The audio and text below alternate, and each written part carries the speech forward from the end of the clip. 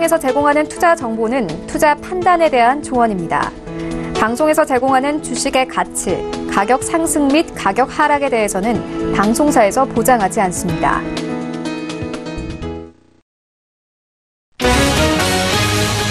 오늘의 헤드라인 뉴스입니다. 연방준비제도위원들은 추가 기준금리 인상의 폭과 시기는 불투명해졌다며 통화 정책에 인내심을 가질 수 있다고 밝혔습니다. 위원들은 또 앞으로는 비교적 제한적인 긴축이 더 적절할 것으로 평가했습니다. 오늘 공개된 지난 12월 FOMC 의사록에서 이런 연준 위원들의 평가가 확인됐습니다. 뉴욕 증시에서 주요 지수는 상승세를 이어갔습니다. 뉴욕 증권거래소에서 다우존스 지수는 전장보다 0.32% 상승한 23,864.69에 거래됐습니다. S&P 500 지수는 전장보다 0.34% 오른 2,583.07에, 나스닥 지수는 0.76% 오른 6,949.70에 거래됐습니다. 사우디아라비아가 원유 수출 물량을 줄일 것이라는 점을 확인했습니다. 칼리드 알팔리 석유 장관은 1월 원유 수출 물량은 하루 평균 720만 배럴이 될 것이고 2월에는 하루 평균 710만 배럴로 더 줄어들 것이라고 말했습니다. 국제유가는 미국 재고 부담에도 사우디아라비아의 지속적인 유가 부양 시도에 큰 폭으로 올랐습니다. 뉴욕 상업거래소에서 2월물 WTI 가격은 배럴당 5.2% 급등한 52.36달러에 장을 마감했습니다. WTI는 8거래 연속 상승세며 지난 12월 이후 최고치로 반등했습니다.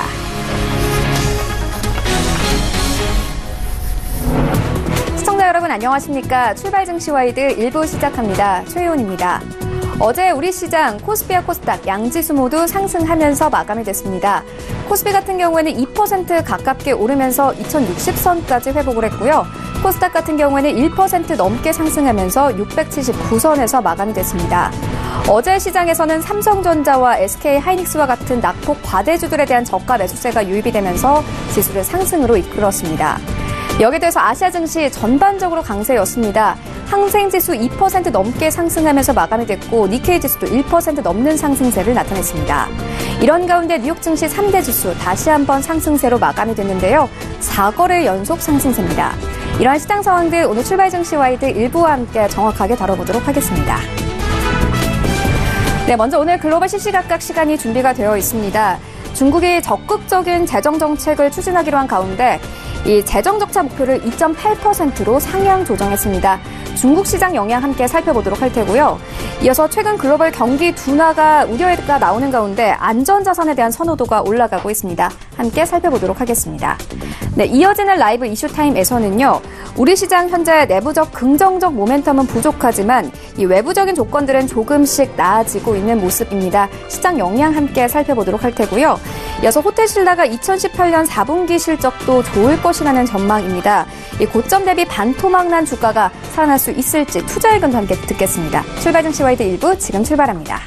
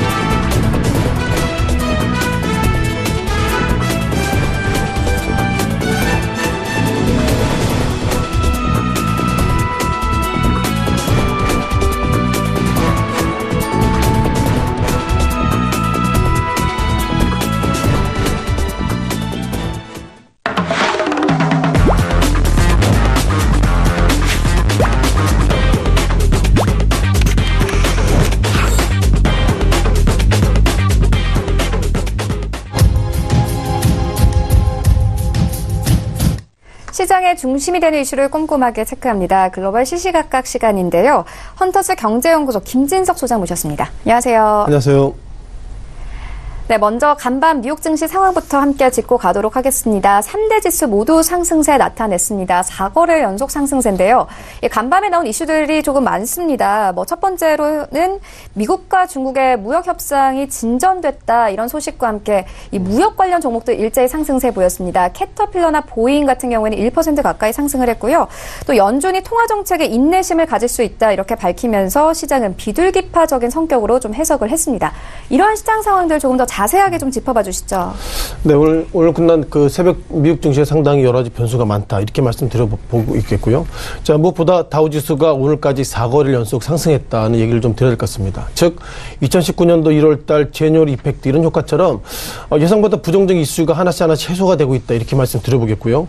눈에 띄는 것들은 다우, S&P 500 지수들이 전체로 상승하게 된 기본적인 배경으로 보면은 미국과 중국의 지금 무역 협상 관련돼서 일단 종료됐죠. 이제 공식적인 발표가 한국 시간 오늘 저녁, 늦으면 내일 새벽까지 발표될 예정인데, 현재까지 좀 상당히 훈훈하게 끝났다, 이런 좀 평가가 있는 것 같고요. 네. 지금 외신의 내용들 보면, 어쨌든 미국과 중국의 무역협상이 좀 잘 끝나가는 것 같다, 이런 얘기하고 있지만, 협상에 대한 기본적 팩트는 서로 윈윈 이런 부분인데, 이것을 과연 어떻게 해석할지는 일단 좀 체크해 볼 필요가 있다, 이렇게 보겠습니다. 네. 또한 그 FMC 오늘 같은 경우는 마이니트 즉, 작년 12월 달에 FMC 회의의 의사록에 대해서 어떤 내용이 있었는지 오늘 좀 내용이 나오고 있는데요. 자, 내용에 대한 설명을 좀 잠깐 좀 드리면서 좀 시장을 좀 이어가도록 하겠습니다. 자, 무엇보다 그 기본적으로 마이니트라는 단어부터 설명을 들어보면 의사록이라는 표현인데요. 자, 이것이 작년 12월 달이죠. 벌써 작년입니다. 작년 12월 18일부터 19일 동안 FMC 때 의사록에 대한 기본적인 내용인데요. 예상보다 이번에 페이지 수가 상당히 많습니다. 1페이지를 비롯해서 이게 맨 마지막 페이지가 보면 28페이지까지 내용인데요. 중요한 것은 연준위원들이 몇 명 나와 있지만 가장 눈에 띄는 것들은 그러나라는 단어가 나오고 있습니다. 왜 이런 그러나라는 단어가 통상 그 페이퍼의 가장 초반에 나왔다는 것이 상당히 의미가 있는 부분인데요.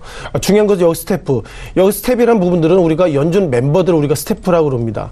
한국도 그렇지만 미국도 어떻게 보면 그 회의록의 내용, 의사록의 내용 중 관련돼서 연준위원이라는 실명을 넣지 않고 스텝이라는 표현을 쓰고 있는데요. 중요한 것은 시장이 예상보다 이 써마시라는 표현은 상당히 의미가 있는데 변동성이 커질 수 있다 이런 코멘트를 가지고 있고요. 다시 한번 작년 12월 달에 어떻게 보면 그 기준금리 즉 4번 인상했던 즉 지난 12월 달 내용을 보면 여전히 기본적으로 작년 12월 달에 기본적인 내용 관련돼서 시장은 상당히 좋아지고 있다. 즉 노동시장도 좋아지고 있다는 코멘트를 가지고 있고요. 또한 어떻게 보면 경제활동도 여전히 좋아지고 있다 이런 평가가 있습니다. 가장 눈에 띄는 것들은 자배에 대한 부분인데요. 자배도 상당히 좋아지고 있다 이런 평가를 가지고 있지만 또 중요한 것은 가장 눈에 띄는 것들은 통상 그 오버롤 인플레이션 즉 미국 같은 경우에는 기준금리가 어떻게 보면 물가가 2% 밴드인데 2%의 밴드에 거의 근접했다 이런 평가가 있기 때문에 현재까지 트렌드를 보면 2018년도에 어떤 FMC의 의사록을 통해서 2019년도 즉 작년처럼 기준금리가 4번 정도 인상하기는 어렵다 이런 어떤 평가를 좀 말씀드려보는 게 좋을 것 같습니다. 또한 우리가 미국과 중국의 어떤 낙관적인 기대감 관련돼서 아직까지 몇몇 종목들 즉 앞서 말씀하셨던 것처럼 캐터필러나 이런 종목들은 주가 상승했습니다만 이제는 미국과 중국의 어떤 입장들이 어떻게 나올지 모르겠지만 그때까지는 이것을 상승으로 보기에는 상당히 좀 부담이 커지고 있다 이렇게 말씀드려보겠고요. 그럼에도 불구하고 몇몇 팩트 관련돼서 유가에 대한 리뷰를 좀 잠깐 좀 드려보겠습니다. 자, 유가에 대한 팩트가 최근 들어 계속 올라오고 있는데요. 자, 유가가 최근 들어 상당히 급등이라는 표현을 써야 될 것 같습니다. 아신 것처럼 지난 작년이죠. 작년 12월 24일 같은 경우에는 어떻게 보면 배럴당 42달러 그리고 오늘은 52달러이기 때문에 작년 12월 달 대비로 약 많게는 15% 이상 단기간에 급등했기 때문에 이것을 어떻게 해석해야 될지 상당히 좀 시장의 고민이 커지고 있다 이렇게 말씀드려보겠고요. 어쨌든 오늘 다우지수가 여러 가지로 부정적인 이슈보다도 이제 긍정적 이슈 속에서 오늘까지 4거래일 정도 상승했습니다만 눈에 띄는 것들은 미국과 중국의 무역반 악재가 해소됐음에도 불구하고 오늘까지 4일 상승했지만 예상보다 상승폭이 그래도 크지 않다는 평가가 있기 때문에 자, 지금부터는 미국과 중국의 이번에 무역협상 관련돼서 각국이 어떤 코멘트 할지 그런 부분들이 이 시각 이후에 미국과 글로벌 증시의 방향성을 결정할 수 있다 이렇게 말씀을 드리겠습니다. 네, 알겠습니다. 말씀 중에 속보가 들어왔는데요. 현재 시진핑과 김정은이 한반도 문제를 정치적 해결로 노력하기로 했다. 이런 소식도 들어왔고 또 김정은 측에서는 북한 비핵화 입장을 견지하겠다. 이렇게 말을 했습니다. 어찌됐든 시장에는 좀 좋은 영향이 될 것 같은데 소장님께서는 이런 좀 정치적인 불확실성이 조금 해결되면은 앞으로 시장은 더 좋아질 것이라고 보십니까? 일단 이번에 어떻게 보면 무역협상의 기본적 팩트가 결국 중국이 그동안 트럼프 대통령이 중국을 향해서 상당히 프렌드하게 우호적으로 입장을 보였던 한때 입장을 보였죠. 그런 이유는 뭐냐면 즉 북한의 김정은을 잘 핸들링해서 어떻게 보면 북한의 비핵화 이런 부분들 잘 만들어달라 그런 요구가 있었기 때문에 이번에 북한의 김정은이 중국을 방문하게 된 기본적 계기는 이제 미국과 어떻게 보면 북한의 이제 제2차 협상을 앞두고 있기 때문에 그와 관련돼서 중국이 미국을 향해서 이렇게 북한의 김정은 관련된 내가 핸들링을 잘하고 있다 이런 입장을 보이는 것 같고요. 자, 북한의 김정은 입장에서는 여전히 같은 내용입니다. 즉 비핵화를 하겠다는 평형을 가지고 있는데 자, 비핵화는 전제 조건이 있습니다. 즉 미국이 북한을 향해서 무역 제재나 이런 부분들을 먼저 이렇게 해제해달라. 해제하게 되면 나는 비핵화하겠다 이런 평가가 있기 때문에 북한의 김정은이 비핵화의 어떤 입장을 견제하겠다 저런 코미트가 있지만 그 이면에는 그만큼 미국이 북한을 향해서 무역 제재나 이런 어떤 페널티를 없애달라. 그걸 없애주면 내가 비핵화를 견제하겠다 이런 어떤 정치적인 어떤 복선이 있기 때문에 일단 서로 간의 입장을 좀 보이고 있다고 말씀드려보겠고요. 마지막으로 시진핑 주석이 북한 관련돼서 이렇게 좋은 어떻게 보면 협상의 결과물을 내놓고 있다는 것 자체가 이제 트럼프 대통령이 북한을 향해서 무역 이런 페널티 부분들을 조금 더 완화해달라 그런 어떤 긍정적인 시그널을 해석하시는 것이 맞다고 보겠습니다. 네, 사실상 비핵화 같은 경우에는 미국과의 확인까지는 좀 시간이 걸리겠지만 그래도 시장에서는 좀 좋은 신호로 받아들일 수 있을 것 같습니다. 이렇게 중국도 여러모로 불확실성을 좀 해결하려는 의지가 엿보이는데요. 경제도 마찬가지입니다. 중국 정부가 올해 재정 적자 목표를 GDP의 2.8%로 상향 조정했습니다. 그만큼 이 적극적인 재정 정책을 추진하겠다는 말로 해석을 할 수 있을 것 같은데 좀 경기 둔화 방어할 수 있을까요? 최근에 지표도 굉장히 안 좋았거든요. 그렇죠. 제가 지난주 이 시간에 나와서도 상당히 중국이 어렵다는 얘기 말씀드려보겠고요. 네. 다만 중국이 어렵지만 그럼에도 불구하고 그만큼 재정 확대 어떻게 보면 부채를 많이 늘려서 중국 경기를 좋아지고 있다. 이렇게 좋아지게 하겠다. 그런 평가를 가지고 있는데요. 자, 중국 같은 경우에는 매년 말이죠. 즉 12월 달에 중국 경제 공작 회의라는 표현을 쓰고 있습니다. 즉 2019년도에는 이 정도 하겠습니다. 이런 어떤 어나운스를 하고 있는데요. 중요한 것은 이번에 중국 경제 공작 회의에서 2019년도가 GDP를 지금보다 상당히 좀 올려놓겠다 이런 평가가 있기 때문에 이것을 해석을 어떻게 해야 될지 상당히 좀 의미가 커지겠다고 보겠습니다. 중요한 것은 작년까지 데이터를 보면 전 세계 글로벌 증시가 어떻게 보면 우리가 영어로 리세션이라고 그러죠. 경기 침체에 들어섰다 이런 평가를 가지고 있고요. 네. 다만 최근 들어서 하나씩 즉 부정적인 이슈가 해소됨에 따라서 경기 침체가 다시 한번 해소되는 것은 아닌가 그런 기대감이 있지만 아직까지 글로벌 증시는 1월 달에 최근 들어서 이렇게 주가가 상승했다는 걸 보면 지난 시기에도 말씀드렸던 것처럼 그만큼 글로벌 증시가 희망이라는 단어가 있기 때문에 현재까지 모습을 보고 2019년도 시장을 긍정적으로 보시는 것은 아직까지 희망이란 즉 1월 달이라는 어떤 착시가 있기 때문에 시장에 대한 방향성을 아직까지 결정하기에는 경제적인 데이터 그리고 각 기업의 실적들의 데이터가 확인되기 전까지는 너무 긍정적으로 대응하시는 것은 일단 부정적이다 이렇게 말씀드려보겠고요. 다만 눈에 띄는 것들은 중국 경제와 관련된 상당히 이슈가 아주 커지고 있다 보겠습니다. 한국 입장에서 보면 글로벌 증시 관련돼서 중국이 전 세계 공정이라는 코멘트를 가지고 있는데요.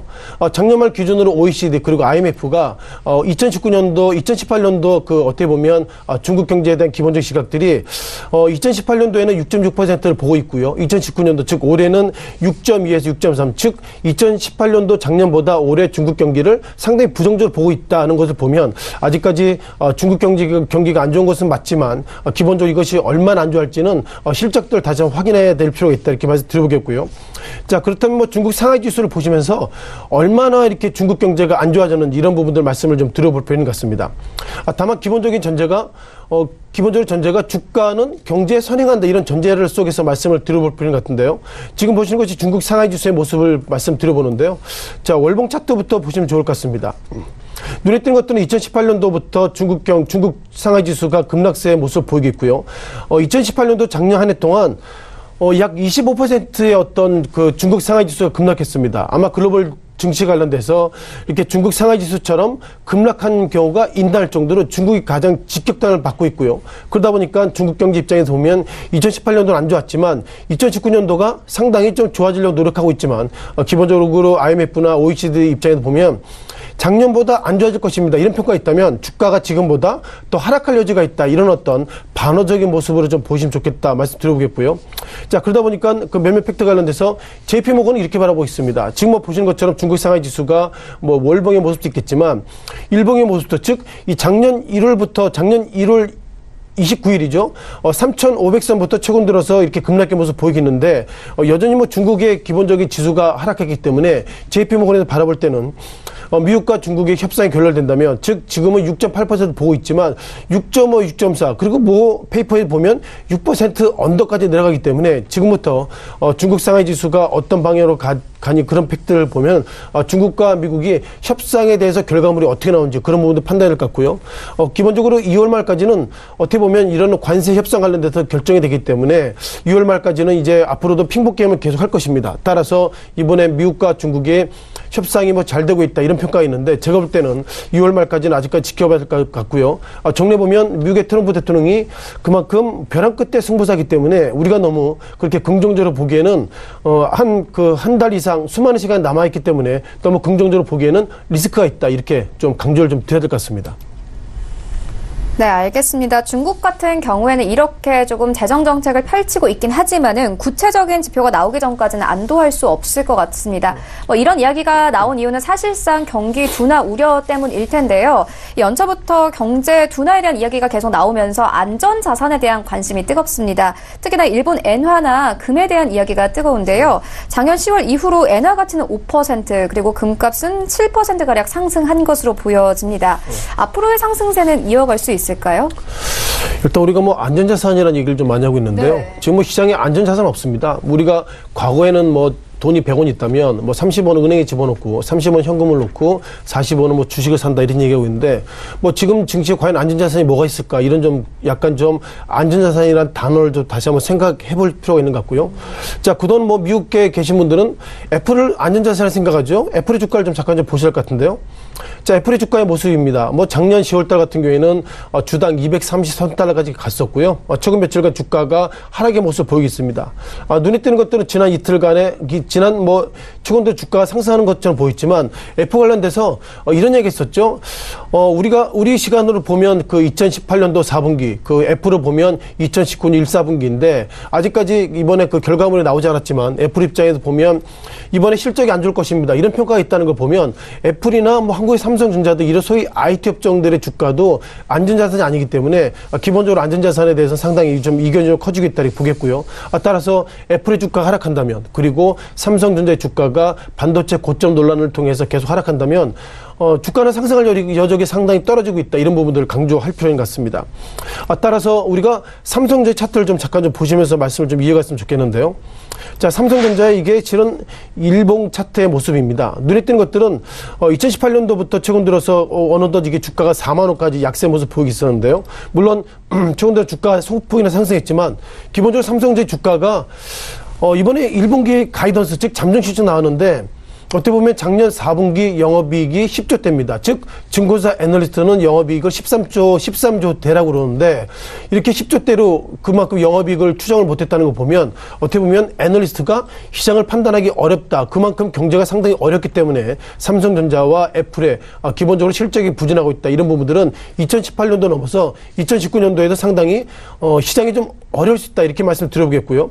자, 다시 한번 안전자산으로 잠깐 돌아가 봐야 되겠습니다. 통상 어려우면 금을 사세요. 이런 평가가 있는데 과연 이것이 얼마나 유용성이 있는지 좀 차트를 좀 비교 차트의 모습인데요. 지금 보시는 것이 이렇게 검은색 라인이 미국의 다우지수의 모습입니다. 그리고 이 빨간색 점선이 금의 모습인데요.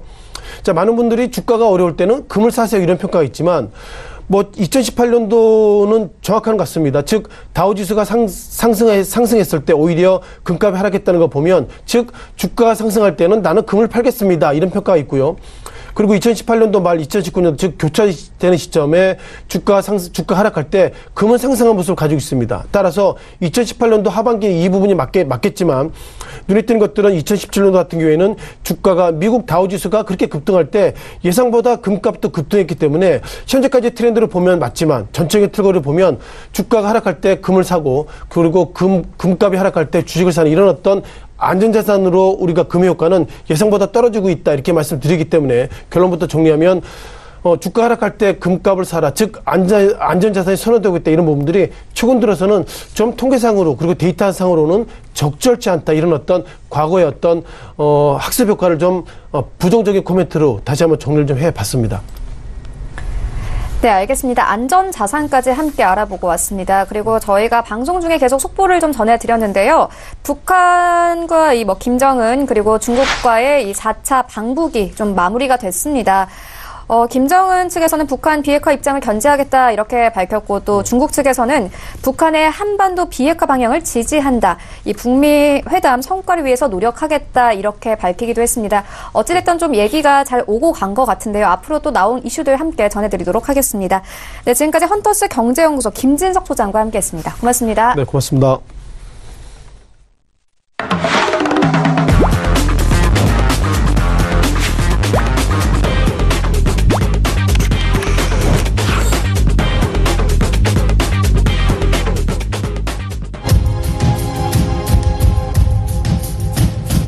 네, 이번에는 국내 시장 쟁점 함께 분석해 보도록 하겠습니다. 라이브 이슈 타임인데요. SK증권 영업부 PIB센터 이재광 이사 화상으로 연결되어 있습니다. 안녕하세요, 이사님. 네, 안녕하십니까. 네, 어제 우리 증시 굉장히 좋았습니다. 어제 2% 가까이 상승을 했거든요. 코스피 같은 경우에는. 오늘 시장 분위기는 어떻게 보십니까? 네, 전일장 올해 들어서 올 장이 얼마 거래일수를 보면 얼마 되지 않기 때문에 큰 의미는 없습니다만 여튼 올해 들어서 가장 해피한 날이 아니냐 이렇게 생각이 됩니다. 말씀해 주신 바와 같이 지수도 2% 가까이 큰 폭의 상승을 보였고요. 그리고 모처럼 만에 기관과 외국인들이 쌍끌이 매수를 해주는 그런 모습을 보였습니다. 외국인 투자가들의 코스피 시장의 매수 규모가 3천억 원을 넘었었죠. 3,848억 원. 올해 들어 최대 규모고요. 최근 들어 최대가 아닌가 이렇게 생각이 됩니다. 자, 그래서 그와 같은 사항들이 그동안 국내 시장 침체 국면에서 완전히 벗어나는 신호가 아니냐 하는 희망감을 갖게 하고 있습니다. 앞서 지난 화요일 이 시간을 통해서 최하위 국면은 이미 지나갔다. 이제는 단기 매매도 가능한 시점이 되었다 하는 말씀을 드렸는데 자, 그렇다면 지금부터는 본격적인 상승 시점이 어디냐 하는 판단을 해야 되는 그런 시점이 아닌가. 그래서 본격 상승 전환 시점을 준비하는 그런 과정이 남겨놓고 있는 것이 아닌가 생각이 되고요. 또 하나는 본격적인 상승면으로 진입을 한다면 과연 주도주가 무엇이 될 것이냐 하는 것을 한번 판단해볼 그런 시점이 아닌가 생각이 됩니다.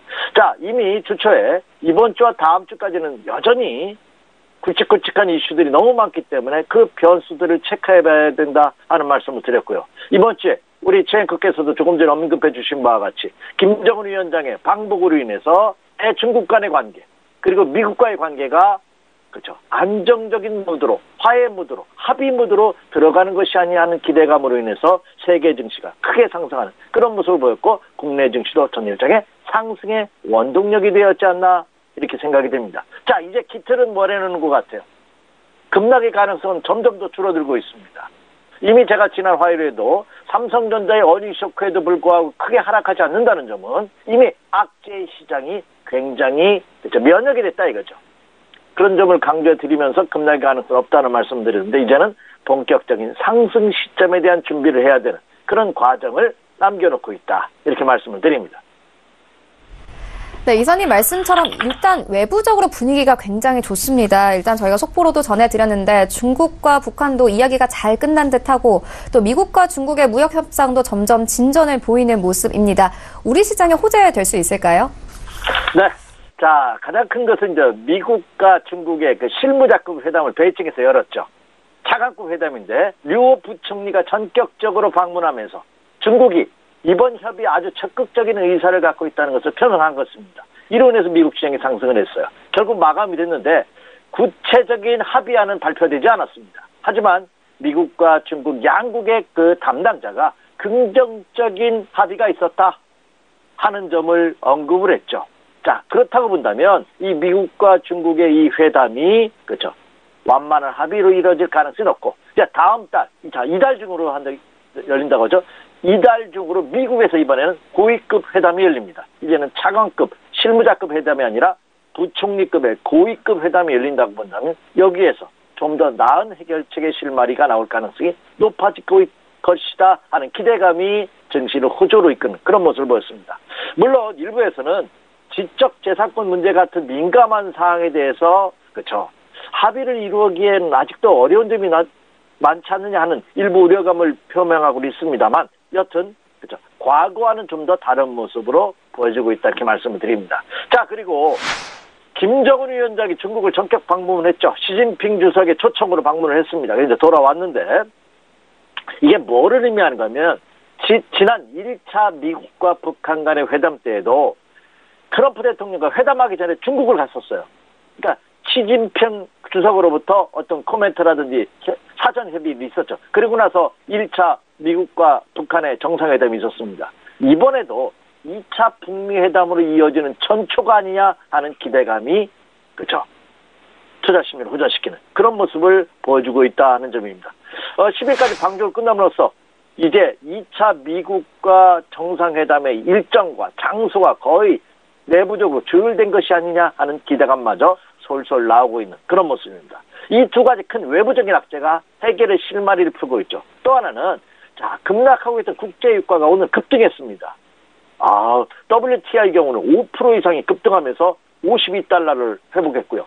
브렌트유 같은 경우는 61달러, 60달러를 뛰어넘는 급등을 해물줌으로써 이 유가 관련주들도 미국 시장에서 크게 상을 이끄는 그런 모습을 보였다는 점이죠. 폭락하던 유가가 안정적인 모습을 보임에 따라 관련 기업들에 대한 투자 심리도 호전될 것으로 예상이 됩니다. 자, 그리고 또 하나. 자, FOMC 회의 의사록이 발표가 됐는데 역시 비둘기적인 의견이 나왔습니다. 각 주의 연방은행 총재들도 아주 긍정적인 멘트를 날렸죠. 제임스 블러드, 세인트루이스 총재 같은 경우에 여기서 금리를 추가 인상할 경우에는 미국의 경기 침체로 돌아설지도 모른다 하는 우려감을 표명했고요. 그 로레타 에스터 클리브랜드 총재 같은 경우에도 금리 인상은 올해 더 이상 하면 안 되지 않느냐 하는 의견. 그리고 로버트 카플린 댈러스 연방은행 총재도 역시 금리 인상은 이제 여기서 일단락돼야 되는 것이 아니냐 하는 발언을 해줌으로써 그죠? FOMC 의원들이 이제 통화 긴축에 대한 우려가 해소됐다는 점이 긍정적으로 작용하고 있습니다. 내일 제롬 파월 연방은행 총재가 연설을 합니다. 지난 4일 비둘기파적인 연설에 이어서 계속해서 비둘기파적인 멘트를 내놓을지 여부가 촉각을 곤두세우고 있습니다만 그러나 여타 연방은행 총재들의 반발과 FOMC 의사록에서도 나타났다시피 이제는 추가 금리 인상의 가능성이 점점 희박해지고 있다는 점 또한 외부적으로 있었던 악재들이 이제 완전히 해빙의 무드로 전환되는 그런 모습을 보여주고 있다. 이제는 외부로부터 오는 악재라기보다는 외부로부터 이제 긍정적인 신호를 받을 가능성이 높다는 점입니다. 물론 모두에도 살짝 언급해드린 바와 같이 그렇게 악재가 완전히 해소된 것만은 아닙니다. 여전히 어제 그저께 발표됐던 삼성전자의 어닝 쇼크로 인해서 시가총액 1위, 국내 경제에 미치는 영향이 절대적인 1위인 이 삼성전자 실적 악화가 예사롭지 않다는 점에 여전히 아킬레스건, 걸림돌이 되고 있습니다. 물론 이번 세스를 통해서 반도체 이외의 다른 분야에서 과연 삼성전자가 어떤 약진을 보여줄 수 있느냐 여기에 키포인트가 달려있지 않는 생각이 되고요. 또 하나는 외부 여건 중에 하나 또 미심쩍은 게 있습니다. 과연 트럼프 정부와 이 민주당 정부 간의 이 셧다운 문제를 과연 해결할 수 있을 것이냐 하는 것. 이 셧다운이 장기가 된다면 아주 국정 불안이 좀 더 심해질 수 있지 않나. 그래서 세계 3대 신용평가 회사 중에 하나인 피치에서는 미국의 셧다운이 장기화될 경우에는 신용 등급을 강등할 수 있다 하는 발언을 내놓고 있습니다. 따라서 이 미국 정부의 셧다운 문제가 과연 어떤 모습으로 해결되는지 이 또한 우리가 같이 한번 체크해야 될 그런 상황이다. 이렇게 말씀을 드립니다. 네, 이사님 말씀 중에 속보가 들어왔는데 김정은 국방위원장이 2차 북미 정상회담에서 성과를 내겠다. 이렇게 좀 자신감에 찬 발언을 했습니다. 이사님께서 한 달 전쯤에 그래도 남북 경협 움직여줄 것이다. 언젠간 움직일 것이다. 이렇게 말씀을 한 적이 있으셨는데 그렇다면 오늘장에서의 이 남북 경협주 흐름 좋을까요? 자, 이 주식은요, 참 매력이 있습니다, 저는. 왜냐면 예상한 대로 움직이지 않기 때문에 또 매력 있고 공부할 만한 가치가 있지 않나 생각이 됩니다. 저는 이 주식시장의 흐름이 저 성격에는 맞는 것 같아요. 왜냐하면 이게 약간 투기적인 성격도 있지만 분석을 어떻게 하냐에 따라서 시장 대응을 어떻게 하냐에 따라서 아주 짜릿한 그런 수익으로 이어지는 만기, 그리고 제가 전망했던, 내가 상상했던, 내가 세웠던 계획과 같은 맥락으로 이어질 때의 짜릿함, 그것은 아주 이루 말할 수 없는 기쁨이 아닌가 생각이 듭니다. 마찬가지로 저는 이게 이미 발표된 것보다는 미지의 세계, 아직 안개 낀 듯한 그런 모습을 보일 때가 최바닥이고 고수익을 누릴 수 있는 시점이 아닌가 생각이 듭니다. 아직 남북경협은 뚜렷한 아직 그 해결의 실마리를 풀지는 못하고 있습니다. 하지만 말씀드렸다시피 조만간 풀릴 가능성이 없고, 그죠? 시간도 거의 임박한 모습이 아닌가 생각이 됩니다. 모든 사전 준비를 끝냈죠. 미국이 주도하는 유엔에서 대북 관련 제재만 풀린다면 남북경협 그리고 대중국경협 이것들이 복합적으로 어우러지는 시너지 효과를 낼 가능성이 크지 않을까 생각이 되고 있습니다. 따라서 지금이 그 분할 매수 시점이라는 점을 언급해드렸고 차기 주도적 부각 가능성에 대해서 언급해드린 이유가 바로 여기 있다. 그래서 남북경협주에 관련해서는 2차 북미 정상회담이 발표될 때까지는 지속적인 관심을 가져보셔도 좋지 않을까 이렇게 예상이 됩니다. 알겠습니다. 이어서 다음 이슈로 옮겨가 보도록 하겠습니다. 호텔 신라가 2018년 4분기 실적이 좋을 전망입니다. 좀 살펴보니까 지난해 국내 면세점 시장이 사상 최대 호황을 누린 것으로 나타났습니다. 사실상 고점 대비 거의 반토막 난 주가이기도 한데요. 좀 살아날 수 있을까요? 개인적으로는 이 호텔 신라라는 종목을 굉장히 좋아합니다. 왜냐하면 끼가 있어요. 끼가 있다는 것은 무슨 얘기냐면 이게 상승하는구나 생각하면 제약과 바이오주들 제가 좋아하는 이유가 바로 거기 있거든요. 지속적으로 1년, 2년, 3년, 4년씩 상승합니다. 그래서 개인 투자자분들이 접근하기 쉬운 종목 중에 하나가 대표적으로 이 호텔 신라입니다. 그런데 이 호텔 신라가 우리 최앵커께서 좋은 지적을 해주셨네요. 지난 2018년 6월 29일 고점 13만 2천을 찍고 지난 1월 10일 날 저점이 얼마니까 6만 9천 원대. 6만 9천 원대까지 급락을 했었죠. 지난 1월 8일이었네요. 6만 9천 3백원까지. 그러니까 거의 고점 대비 반토막난 그런 모습을 보여주고 있다는 점입니다. 자, 가격적인 메리트가 있다고 해서 무조건 사는 건 아닙니다. 가격적인 메리트가 있는데 과연 향후 컨센서스가 어떻게 될 건, 실적이 어떻게 될 것이냐가 중요합니다. 근데 이 실적 또한 긍정적으로 나오고 있다는 점입니다. 오히려 지금이 기회가 되지 않을까 이렇게 생각이 됩니다. 자, 국내 면세점 사드로 인해서 이 중국 친구들로 인해서 이 대중국 관련들이 엄청난 타격을 받았습니다. 그로 본다면 롯데그룹주가 대표적인 거고요. 업적으로 본다면 이 면세점, 백화점 업체들이 엄청난 타격을 받았죠. 그로 인해서 주가가 거의 반토막 나 있고 지금 이 반등장에서도 이렇다 할 반등을 보여주고 못하고 있는 대표적인 이유가 아닌가 생각이 됩니다. 자, 그런데 이번에 중국과 북한의 정상회담 이후에 이 해빙 무드, 남북과의 대중국 관련 이 해빙 무드가 좀 더 가속화될 가능성이 높고 그 전초전으로서 아직 본격적인 관광객은 예전처럼 들어오지 않고 있지만 이 보따리 상이라 할 수 있는 따이공이라고 하죠. 중국말로. 중국의 따이공들의 효과가 면세점들의 지난해 사상 최대의 매출을 올렸다 하는 보도가 나오고 있습니다. 아직 4분기 실적이 확정되지 않았기 때문에 실적이 정확하게 나오진 않았습니다만 3분기까지만 보더라 하더라도 사상 최대의 매출이 예상되고 있습니다. 국내 전체 면세점 매출이 19조 2천억 원 정도가 나올 것으로 예상이 됩니다. 무려 전년 대비 34%가 급증하는 그런 데이터입니다. 여기에다가 우리나라 면세점 업체 1위는 여전히 롯데거든요. 롯데 면세점입니다. 이 롯데 면세점의 명동점과 월드타워점의 매출을 보니까 명동점은 무려 4조, 월드타워점 1조를 넘어서고 있습니다. 그래서 사드 여파로 인해서 위축됐던 그 매출이 이제 본격적으로 해소되는 것이 아니냐 하는 기대감을 부풀게 하고 있고요. 롯데 전체 매출을 보니까 약 7조 5천억 원. 창사 이래 최대의 매출 실적이 예상되고 있다. 이렇게 말씀을 드립니다. 근데 2위 업체인 신라면세점. 그러니까 신라면세점 운영하는 것이 롯데호텔이거든요. 이 롯데호텔 신라면세점도 역시 역대 최대 실적이 예상되고 있습니다. 매출과 영업이익이 무려 4조 6천억. 그리고 영업이익 무려 2천억 원대에 달할 것으로 예상이 되고 있습니다.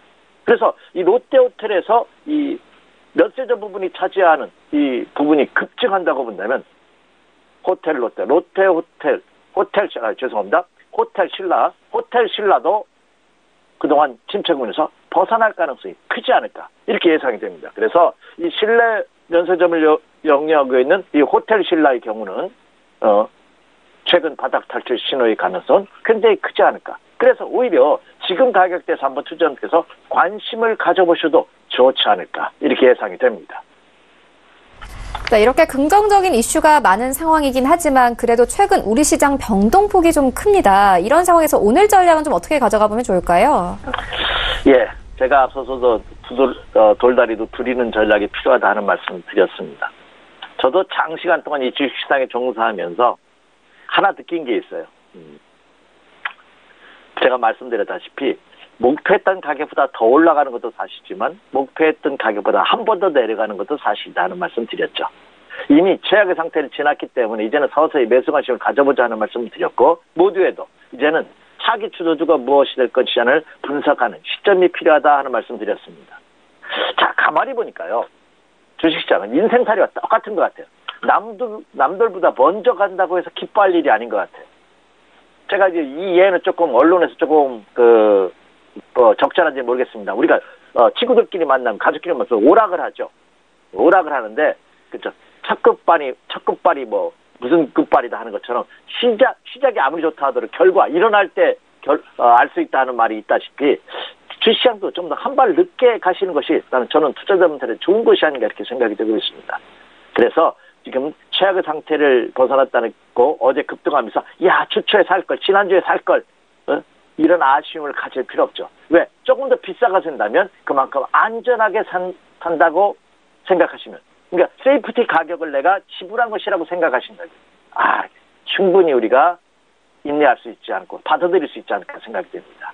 자, 말씀드렸다시피 최악의 상황을 벗어났으면 아직 본격적인 상승이면은 저는 아니라고 생각합니다. 그래서 자 이번 주에도 체크해봐요. 자, 체크 포인트 몇 개 먼저 점검을 하죠. 먼저 원달러 환율 동향입니다. 제가 과거 급 나갈 때도 그나마 위안이 되는 것이 원달러 환율 동향이다 하는 말씀 드렸습니다. 변함이 없습니다. 어제 2원이 하락했죠. 1122원 10전. 제가 좋아하는 것이 가격 때문에 1110원대가 좋죠. 1110원대에서 1120원대에서만 움직여준다면 그리고 하루의 일교차가 5원 미만에서만 움직여준다면 퍼펙트라는 말씀 드렸습니다. 그 환율 시장이 안정되는 모습이 긍정적이다. 계속해서 지켜해 주시기 바라고요. 자, 그리고 기관과 외국인요. 대한민국 증시 아직까지 천수답 증시입니다. 기관과 외국인, 특히 외국인 투자가들 매수해 줘야지만 연속적인 상승이 있을 수밖에 없는 억울하고 불안하지만 어쩔 수밖에 없는 그런 상황입니다. 자, 외국인 투자가들이 전일장 거래소 시장 무려 3,848억 원, 국내 기관 1,393억 원, 쌍끌이 매수를 최근 들어 가장 많이 올해 들어서 가장 많이는 당연하고 했다. 올 들어 최대의 기관과 외국인 매수세가 이어졌다는 점입니다. 물론 코스닥에서도 이어졌습니다. 과연 이들의 매수세가 계속해서 이어질지 여부 체크해 주시기 바랍니다. 자, 그리고 오늘은 옵션 만기일입니다. 물론 선물과 같이 동시 만기일이 아니기 때문에 영향력은 거의 미진할 것으로 예상이 됩니다. 더군다나 정부가 이제 개인 투자가들이 옵션 매매에 대해서 아주 신중하게 접근을 하죠. 과거처럼 옵션 매매를 쉽게 할 수 없습니다. 선물 교육을 하고 그 선물하려면 선물 시장의 교육을 받아야 되고 또 예비 투자를 또 1년 이상 해야 되고 여러 가지 까다로운 조건을 하기 때문에 이 옵션 만기에 의한 영향은 미진할 것으로 보입니다. 하지만 옵션 만기에 따른 시장의 또 영향 얼마나 더 상승할 수 있을지 조정받으면 어떻게 받을지 한번 체크해 주시기 바랍니다. 자, 그리고 내일 제롬 파월 의장의 연설이 있죠. 그리고 경제지표는 CPI가 발표가 됩니다. 한번 체크해 주시기 바라는데 이것이 호재가 되면 이제 악재로 작용할 가능성이 좀 적은 모습이 아닌가 생각이 듭니다. 자, 그리고 다음 주부터 IMF의 조정 경제 동향을 포함해서 그렇죠. 세계 주요국의 조정 경제 전망치가 나온다는 말씀드렸죠. 이거는 제가 다음 주 다시 한번 말씀드리도록 하겠습니다. 그래서 다음 주까지 이런 굵직한 동향이 있는데 그래도 시장은 이미 악재에 둔감한 호재에 더 민감한 시장으로 이제 바람의 방향이 바뀌고 있다는 거죠. 그동안 북풍 한설에서 타깃한 바람이 일었다면 이제 남동풍의 따뜻한 바람이 국내 시장에도 온기를 더해줄 가능성이 높아지고 있다 이렇게 말씀을 드립니다. 자, 결론입니다. 아직까지 본격적인 장세는 아니다 하는 말씀 드렸죠. 예, 변동이 없습니다. 반등 장세입니다. 그래서 반등을 감안해서 종목 특화 전략에 좀 더 신중을 깨주십시오 이렇게 말씀을 드리고요. 저는 여전히 현금 비중 50% 정도 가지고 가자 말씀드립니다. 나는 50% 넘었는데요. 그럼 50% 초과분에 대해서는 단기 매매 전략을 세우시면 됩니다. 나는 50% 갖고 있기 때문에 더 이상 매수하면 안 되냐? 그런 차원이 아니라 50% 정도 현금을 유지하되 그렇죠. 추가 매수하는 분야에 대해서는 짧게 끊어치는 단기 매매 전략으로 임해 주십시오 이렇게 말씀을 드립니다.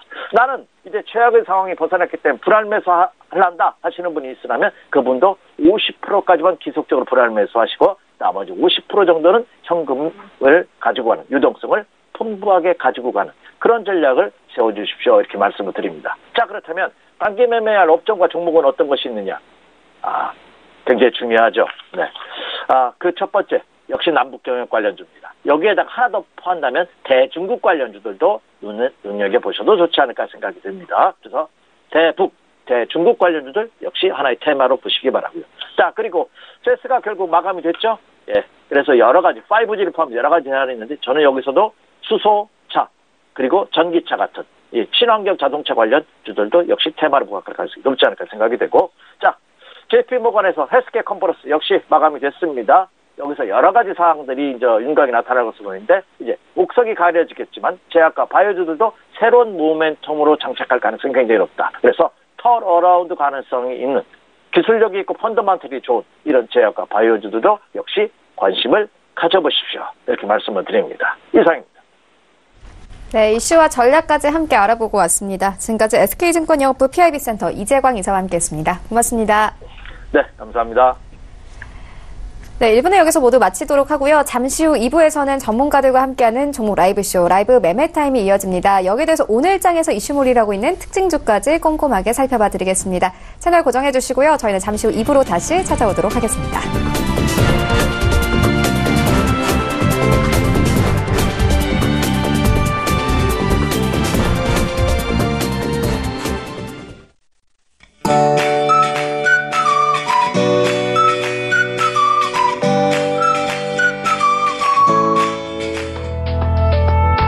안녕하세요. K웨더 라이프스타일 예보 오주호입니다.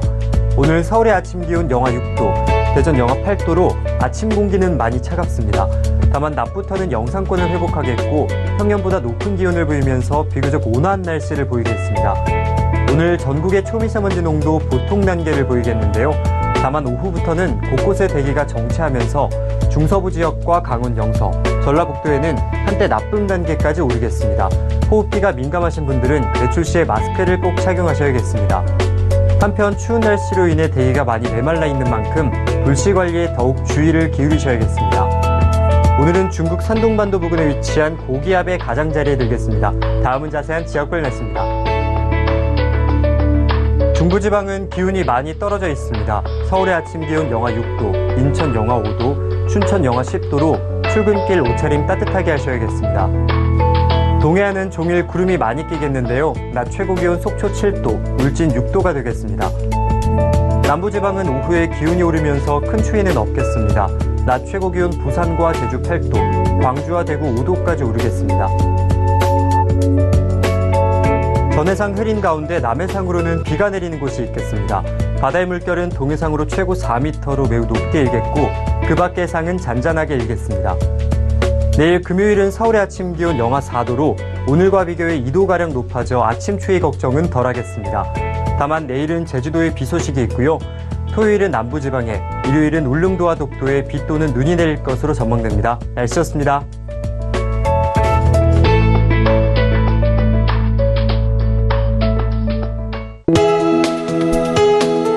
본 방송에서 제공하는 투자 정보는 투자 판단에 대한 조언입니다.